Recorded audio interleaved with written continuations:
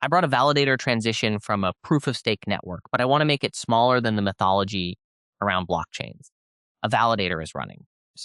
It sees evidence that its local view may be stale or internally inconsistent.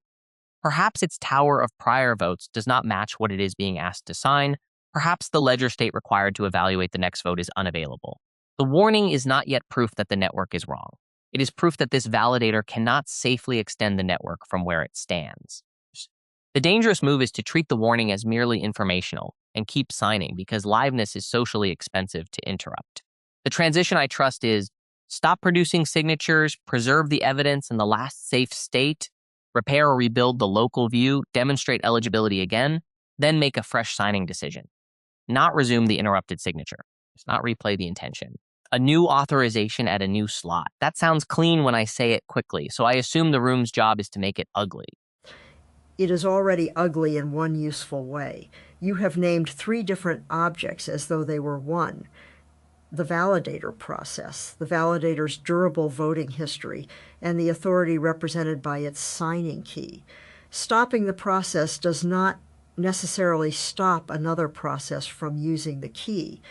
Preserving the last safe state does not prove it was safe.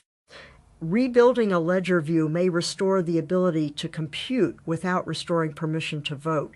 I would put 4 boxes on the board: execution, evidence, eligibility, authority. The warning invalidates some relation among them. We should not let it acquire broader powers merely because we are frightened. What precisely does the warning say? I cannot establish that this proposed signature is consistent with my durable history would be enough to abort this operation. It would not establish that the key is compromised, that every prior signature is invalid, or that the network must stop. And before we improve the boxes, I want the human version of the failure on the table. Someone is on call, the validator has stopped signing, there is a visible revenue loss, a pager, perhaps a delegation dashboard turning red. The operator can make the red disappear by restarting a service. If our model says the right thing only when no one is tired and nothing is costing money, it is not a model of the system we actually have. My warning transition comes from event-driven pipelines.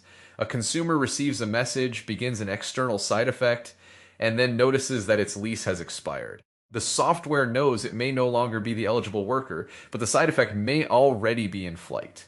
The operator sees a retry button. That button is where metaphysics becomes payroll. I brought a market warning, which has the same insult in a different costume. A price moves beyond the volatility threshold. Trading pauses. People call this a circuit breaker, as though electricity had supplied both the mechanism and the meaning. But a market after the pause is not the market before it, merely waiting. As orders have been cancelled, information has arrived, inventories have changed elsewhere, fear has propagated. The distribution after interruption is not obtained by continuing the old curve. This matters for your fresh signature and calls retry button.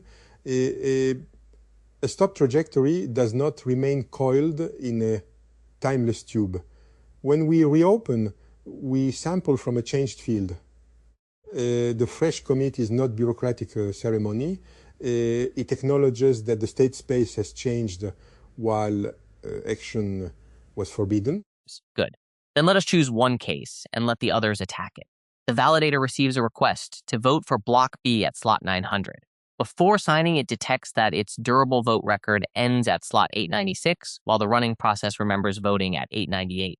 The mismatch might mean the durable right failed, the process memory is corrupt, or the node restarted against an old disk. It aborts. What must persist?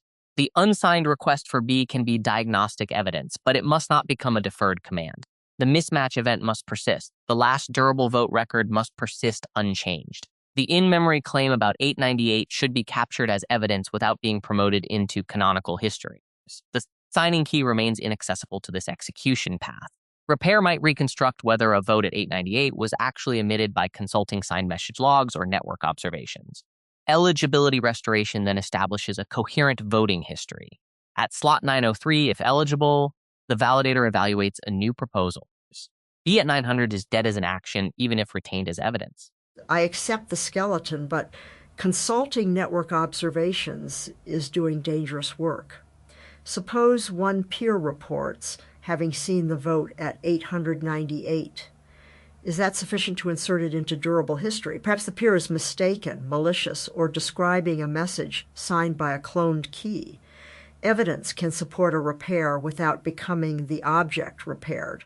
I would represent the record as an append-only set of claims with provenance. Local durable vote through 896, volatile process report of 898, peer observations of a signature at 898, cryptographic verification if the message is available. Then repair chooses a conservative state compatible with the safety rules. It may decide that because a valid 898 signature exists, future votes must respect it. That is not rewriting history. It is adding a constraining fact. Rollback should apply to tentative computation, never to evidence that an unsafe boundary was approached. Can acknowledgement be one of those append-only facts? I am asking because systems love an acknowledge button and people love it for understandable reasons. The alarm is loud. The operator needs to say, I have seen this. But interfaces routinely let acknowledgement look like resolution. The warning disappears, the red badge clears, and someone downstream interprets silence as restored permission. I want acknowledgement to persist because it is operationally useful. Who saw it, when, perhaps what incident they attached it to.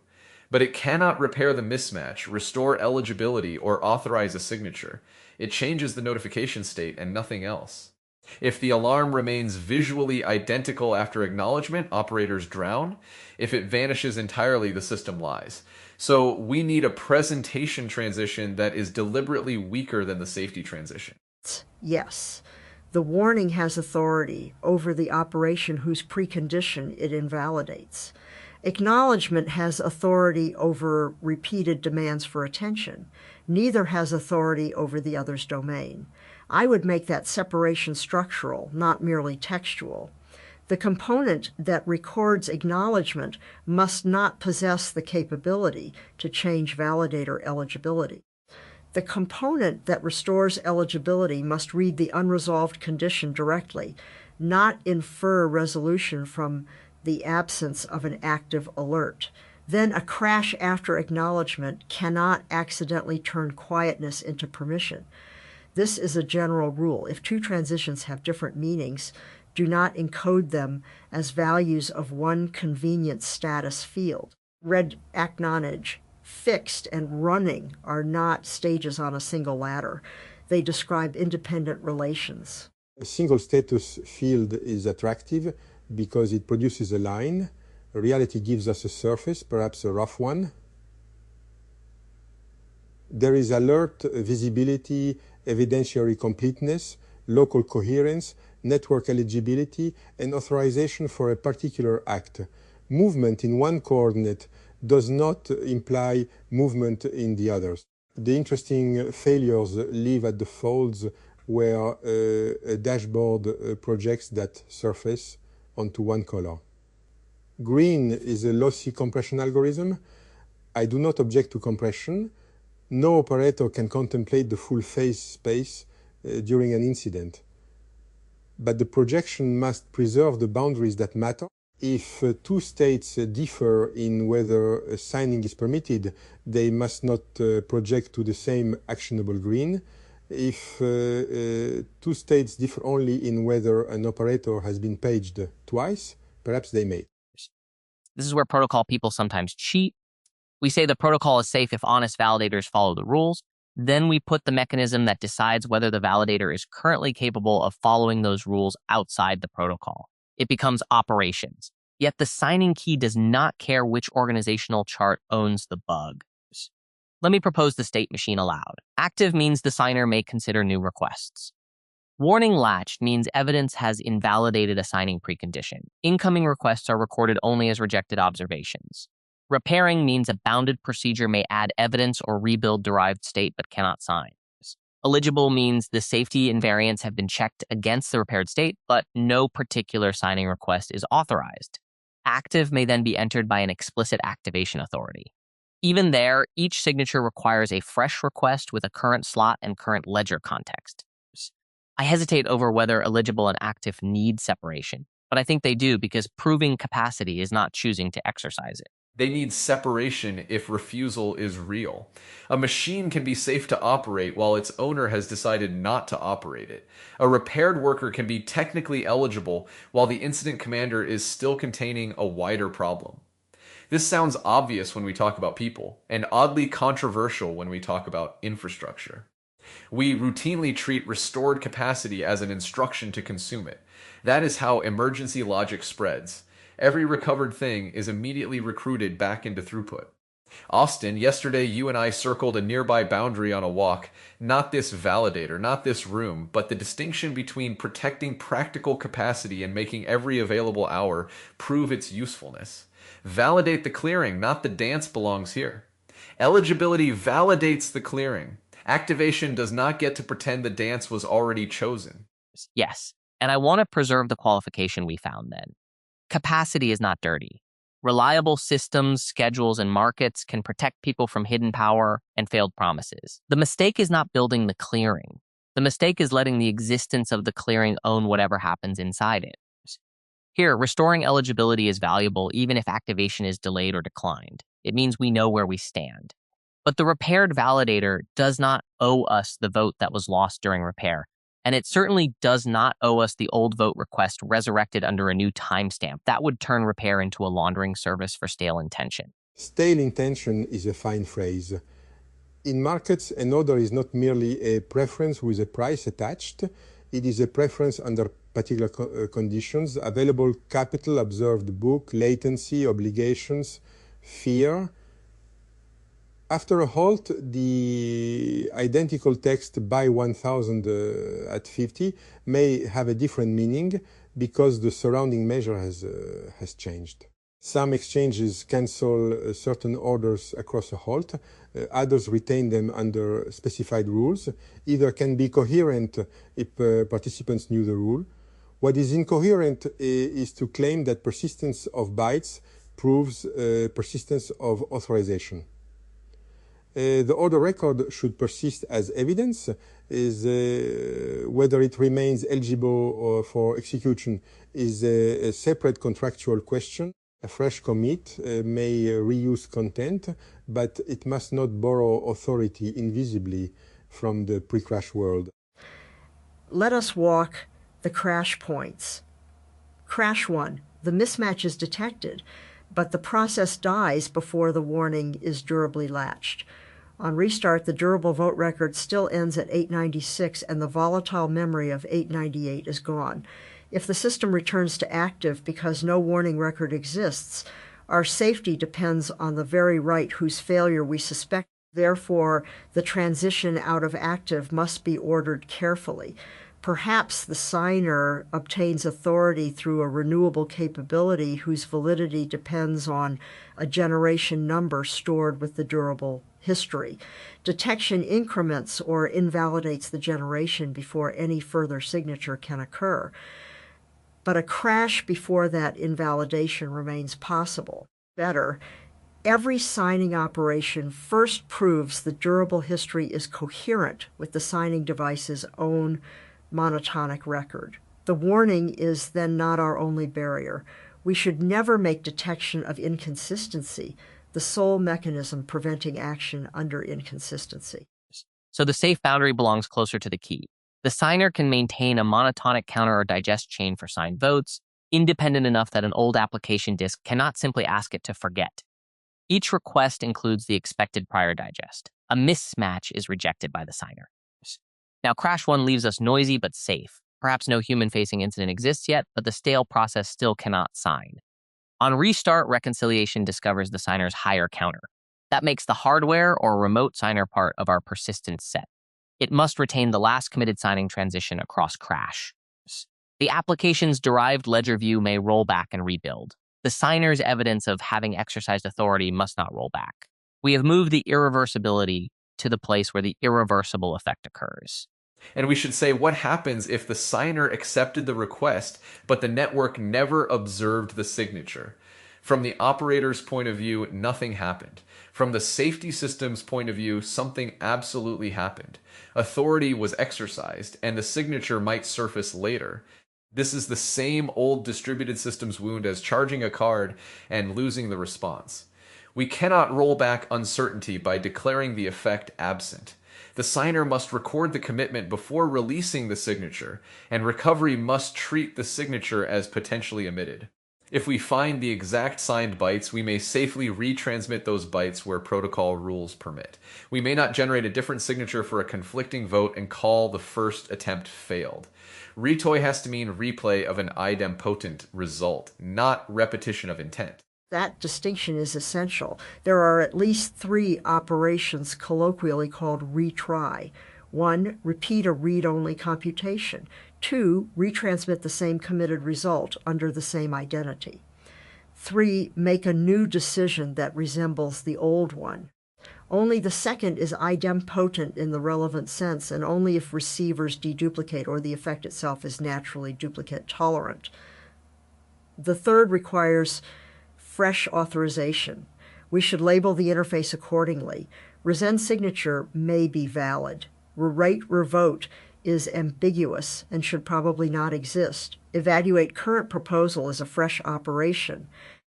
Language is not sufficient enforcement, but language reveals whether the model has collapsed distinctions before code even begins. Crash 2 then, the warning is durably latched, the process is safely unable to sign, and repair begins.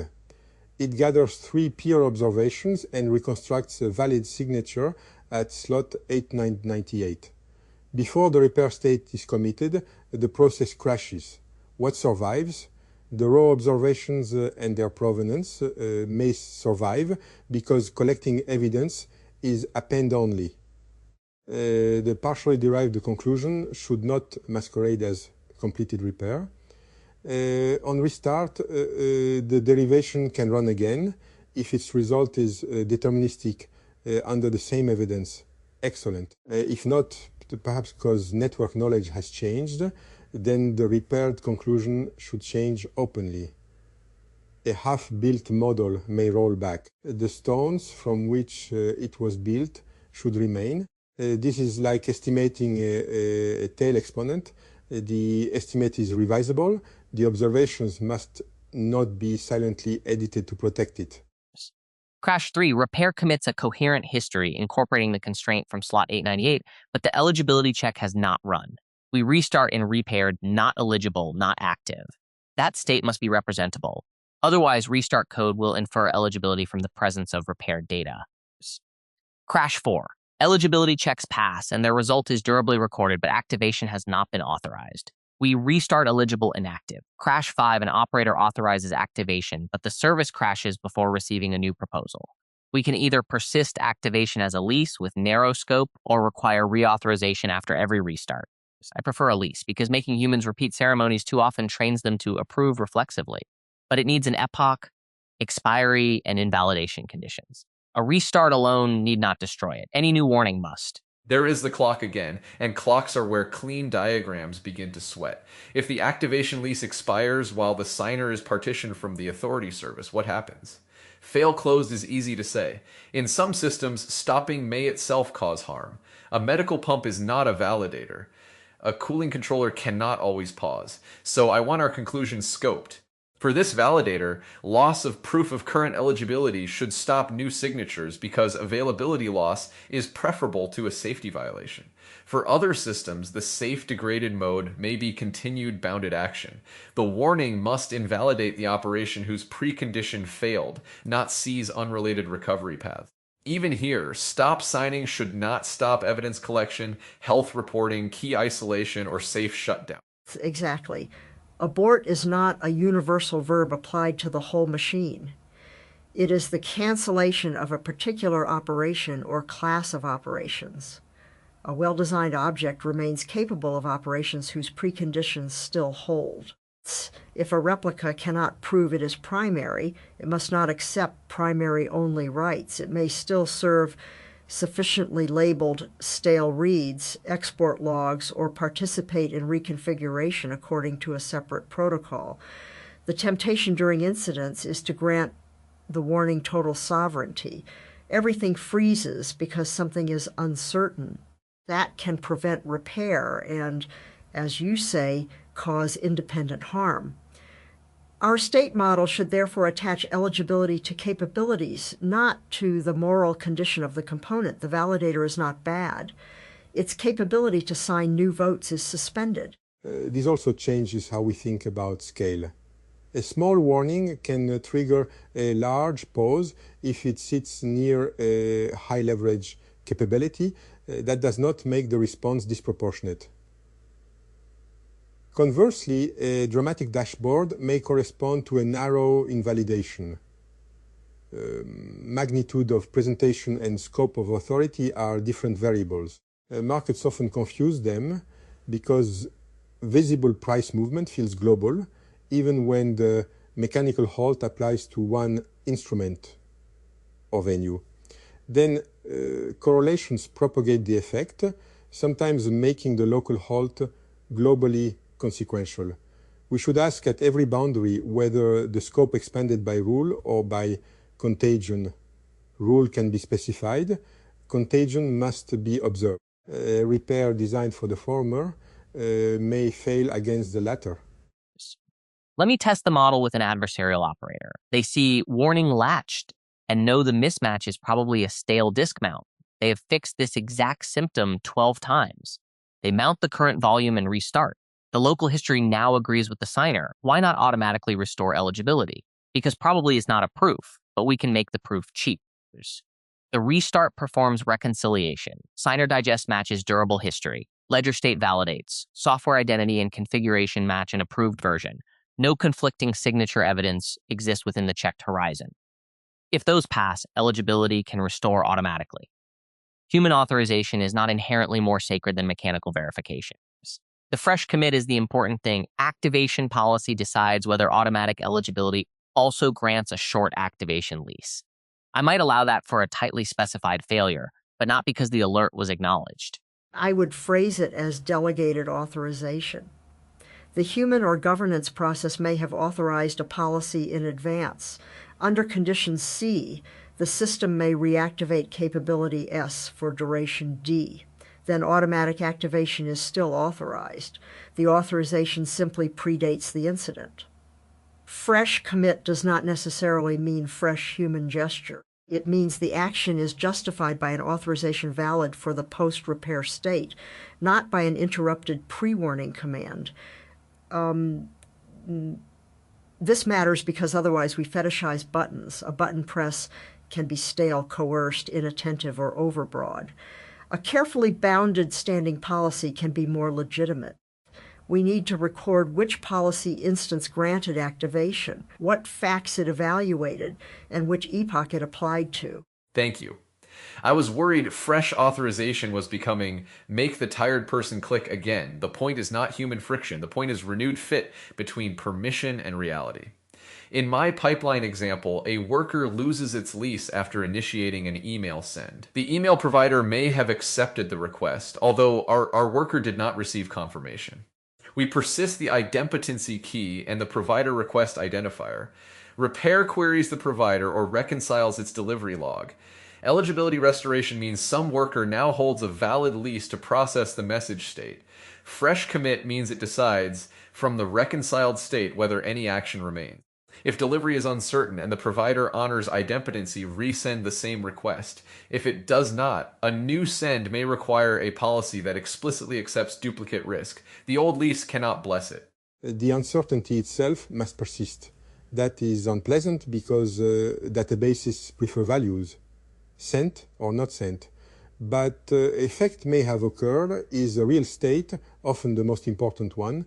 If we collapse it prematurely, we push the uncertainty into the world while keeping the dashboard tidy. In finance, an order whose acknowledgement was lost is not unsent. It is an exposure with unresolved status. One may hedge it, query it, or wait, but one cannot honestly treat it as zero. The geometry of the state space gains a third region, and procedures built for a binary split begin to fracture. The fracture is informative. It tells us the original categories served accounting convenience rather than causal truth. Here is crash 6, the one that frightens me most. Eligibility is restored correctly. A fresh proposal arrives. The validator begins evaluating it. Before signing, a delayed repair message from the previous epoch arrives and overwrites part of the derived state.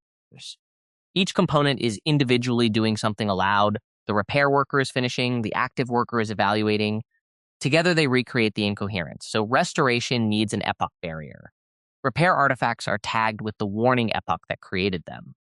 Once eligibility for epoch n is committed and activation begins in epoch n+1, no write from the repair generation may alter active state. It may append evidence, but it cannot mutate the canonical view. This is not merely crash recovery. It is fencing delayed actors. Yes, leases without fencing tokens are promises made to processes that may awaken late. A former primary does not become harmless merely because its clock says the lease expired. The receiver of a mutation must reject obsolete epochs. That means the authoritative storage and the signer both need to understand the generation, not merely the worker. We should mark which effects require fencing: changes to canonical vote history, changes to eligibility, and signature production. Diagnostic uploads can usually be accepted from old epochs if labeled. Notification acknowledgments can be accepted if they refer to a stable incident identity. Repair proposals from an old epoch may be stored as proposals, never applied. Again, preserving evidence is broader than preserving authority. I want to pause on the emotional temptation here. Old work returning late often feels entitled to completion because effort was spent on it. A process says, in effect, but I already did the repair. A person says it too. The system must be able to honor the work as evidence without letting sunk effort cross the authorization boundary. Store the proposal. Credit the attempt. Do not apply it to a state it was not built against. That is not cruelty toward work. It is respect for consequences. I think many organizational failures are stale commits with excellent biographies. And some revolutions. A plan designed under one distribution arrives after the distribution has changed, carrying moral force accumulated in the old world. Its advocates point to the labor invested as evidence of present fitness. Yet persistence of structure is not persistence of scale. The plan may still contain useful local patterns. We can preserve them, examine them, perhaps authorize a transformed version, but the seam must remain visible, otherwise continuity becomes counterfeit. I do not mean that every interruption abolishes precedent. I mean, precedent is an input to the new decision, not a tunnel through which authority travels untouched. That drift is not a drift away. Protocol governance is full of proposals whose technical analysis was valid before a market shock, a client bug, or a change in stake distribution. People ask whether the proposal still passed, as if the vote authorized bytes independent of conditions. Sometimes it did. Sometimes the specification made the authorization conditional. Usually we discover that we never wrote down which. Our model suggests a discipline. Record the intended effect, the preconditions under which authorization was granted, the irreversible effects already produced, and the events that invalidate eligibility. Then, after interruption, do not debate continuation in the abstract. Ask which authorization remains valid for which capability in the new epoch. Let us make the ledger explicit before poetry consumes the implementation on warning detection, persist incident identity, violated observed evidence, current generation, and the capability suspended. At the signer, persist the last committed signing counter or digest and reject stale generation. During repair, append evidence with provenance. Derived state is replaceable until a repair commit atomically names its complete evidence set and result. Eligibility restoration persists the invariant checks, software and configuration identities, repaired state digest, generation, and granting policy. Activation persists either a bounded lease or a standing policy decision. Each effectful request carries the generation and a unique operation identity. Results that may have escaped persist as committed or uncertain, never silently absent. Old generations may append labeled evidence, but cannot mutate active state. And what rolls back? Uncommitted derived views, temporary caches, a partially assembled repair candidate, the visual assumption that the system should be green because somebody looked at it, the queued vote request from slot 900 as an instruction, though not its record as evidence, any tentative activation computation that did not durably bind policy, facts, scope, and epoch. What does not roll back? Signed effects, possible signed effects, evidence, incident identity, acknowledgments, and the history of authority changes. What requires new authorization? Any new effect after the old operation was aborted, unless a previously granted policy explicitly authorizes that effect in the restored state. I am repeating it because this is where people hide a resurrection inside the word retry. We should also retain the negative space. Actions considered and rejected, not every speculative branch, or the ledger becomes sediment. But when a fresh commit declines to reissue on old effect, that refusal may explain later topology. The validator missed slots, the market order did not return, the email was not resent. Later, observers will see gaps and may infer malfunction. A compact decision record, old operation aborted, evidence reconciled, current policy forbade or declined replacement, lets the gap remain meaningful without being treated as corruption. Absence can be an effect of governance. That lands for me because distributed systems often optimize away refusals. We keep successful transactions and error counters, but not the decision boundary that made an action correct. Then someone reviews availability and sees only lost production. The safe abstention becomes indistinguishable from a crash. If we want operators not to bypass safety next time, the system has to recognize correct non-action as an outcome. Not celebrate every missed vote, but make it legible. The validator protected the invariant under uncertainty, repaired, restored eligibility, and resumed only with current authority. That is a completed incident, not an embarrassing hole between uptime intervals. Legibility must still avoid causal overclaim. The record can say which checks passed and which policy authorized activation. It should not claim that the repair caused safety in some total sense, or that no unseen fault remained. Specifications delimit guarantees. If the signer prevents conflicting votes under assumptions A, B, and C, record those assumptions. The unbriefed operator should be able to form a mostly correct model without being invited to infer omniscience. I would rather expose one honest seam. Network-wide absence of conflicting signatures was checked only over sources S, than offer a polished green shield that implies more than the mechanism establishes. Can we make the operator view read like verbs instead of moods? Signing suspended because durable history and signer history disagree. Alert seen by Cole at 1412. Repair candidate built from these sources. Eligibility restored for generation 43 under policy P. Activation lease granted until 1425. No stale vote request retained for execution. That is more useful than critical, act healthy. It tells me what happened and what I can do. It also keeps acknowledgement in its lane. I can quiet the pager without pretending the validator is eligible. I can see eligibility without assuming someone chose activation. The interface becomes a compact causal record rather than a traffic light with theological ambitions. Traffic lights work because the road constrains interpretation. In a complex system, green becomes a story generator. Verbs reduce but do not eliminate that tendency. I like them because they preserve direction, suspended, observed, reconstructed, checked, granted, expired.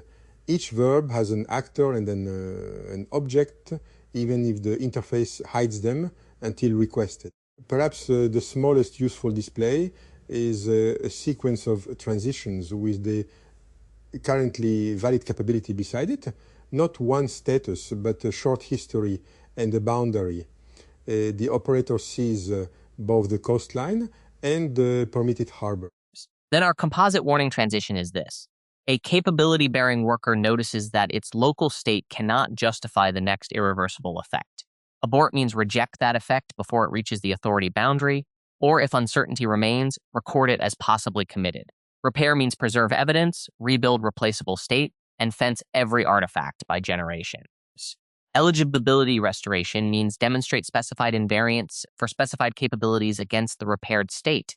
Fresh commit means evaluate a current request under current facts and an authorization valid in the new generation.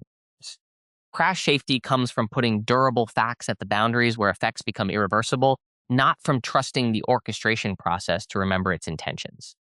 That is a model I would actually take to an implementation review. I would take it too with two annotations. First, the warning scope must be explicit. It suspends a capability, not the entire object and not every recovery operation. Second, restoration evidence and activation authority must remain independently inspectable. If those are preserved, the model composes. We can substitute a replica primary, a payment worker, a market order gateway, or a validator signer and ask the same questions without pretending their safe degraded modes are identical. The abstraction is useful because it tells us where to look, not because it supplies the answer in advance. What I like is that the model neither worships stopping nor treats stopping as failure. Abort protects the space in which repair can mean something. Repair does not conscript the repaired thing. Eligibility says capacity is real again. Fresh commit says action still belongs to the present, and the crash walk keeps those sentences from becoming decorative. We asked what survives each cut. Evidence, irreversible effects, uncertainty, authority, history. We asked what may be rebuilt, projections, candidates, caches, conclusions. We asked what cannot sneak across the cut, stale commands, expired leases, old generations, and effort demanding completion. That feels practical enough to use and humane enough not to become a little god. My final addition is that the warning transition changes the system, even when repair returns every measured variable to its former value. There is now a seam, an incident identity, a tested boundary, perhaps revise the prior about failure. We should not erase that difference in pursuit of a fictional return, nor should we make the scar sovereign. The new epoch may behave normally. It simply knows, in the only way a system can know, that continuity was constructed through interruption. The fresh commit is fresh because the world crossed that seam, not because history was discarded. From my seat in the audience, I came to watch whether the room could separate noticing a failure from changing the reachable state that permits recurrence. It did, and the useful answer was not one transition, but a recovery discipline built from several independently durable facts. My first anchor was Barbara's sentence. The warning has authority over the operation whose precondition it invalidates. It landed because it gives failure detection a precise jurisdiction. A warning is neither an advisory nor a coup. If the validator cannot reconcile its durable vote history with the signer's history, the capability to produce a new vote must become unreachable. Evidence gathering, diagnosis, and safe shutdown remain reachable. That is much stronger than changing a dashboard field and much safer than freezing the entire machine. The second anchor was Austin's. B at 900 is dead as an action, even if retained as evidence. From my seat in the audience, I entered from curiosity and found the room describing a landscape with more than one kind of stability. The validator's failure was not simply departure from a good state. It was loss of evidence that the currently occupied state belonged to the basin in which signing remained safe. The panel's best move was refusing to treat return of computational coherence as proof that the system had returned to the same authorization basin. My first attention anchor was Barbara's four-part separation: execution, eligent, evidence, eligibility, authority. It landed because these are coupled variables, not synonyms. A process may execute while lacking authority. Evidence may become richer while eligibility remains suspended. Eligibility may be restored while activation is deliberately withheld. Collapsing these coordinates into one status variable creates false attractors, apparently stable states, such as... Guys, from my seat in the audience, I came out of curiosity and stayed because the panel kept stripping abstractions until the irreversible action was sitting next to the piece of hardware that performs it. That is the part I trust. The service stopped is not a safety property if another process can reach the key. Guys, the disk says 896 is not history if the signer already committed 898. The machine does not care what the dashboard meant. My first anchor was Barbara's opening cut: execution, evidence, eligibility, authority. It landed because most control planes collapse these into one fat object and then spend years patching races caused by the collapse. Execution is a process. Guys, evidence is data with provenance. Eligibility is a predicate over current state. Authority is the capability to create an irreversible effect. Put them behind distinct interfaces and the design becomes testable. Keep them in one status blob and eat. From my seat in the audience, I came in testing whether clockless coordination was actually emergent structure or just timing hidden under better language.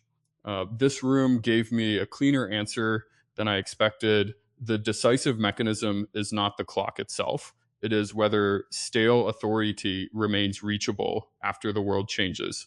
Timeouts and leases can announce that a right should have ended. Fencing at the receiver makes the ending real. The anchor that hit first was Barbara's leases without fencing tokens are promises made to processes that may awaken late. That is the whole problem. A worker can be partitioned, paused, restarted from old state, or simply delayed. Its local clock and good intentions do not protect the system. Canonical storage and the signer have to reject mutations from obsolete epochs. That is coordination through enforced generations, not a shared story about current time. Austin's Crash 6. From my seat in the audience, I came to observe whether changing one reachable condition closes the gap between correctly identifying risk and actually managing it. The panel's answer is yes, but only when the changed condition sits on the causal path to the prohibited action. A warning, an acknowledgement, or a green dashboard can change observable state without changing risk. Moving signing authority out of reach changes the exposure. My first anchor was the warning has authority over the operation whose precondition it invalidates. This is disciplined risk management. A mismatch between durable voting history and process memory invalidates new signing. It does not prove the key is compromised, invalidate every prior vote, or justify freezing unrelated recovery capabilities. The response should be proportional to the failed precondition, not to the emotional intensity of the alert. That connects directly to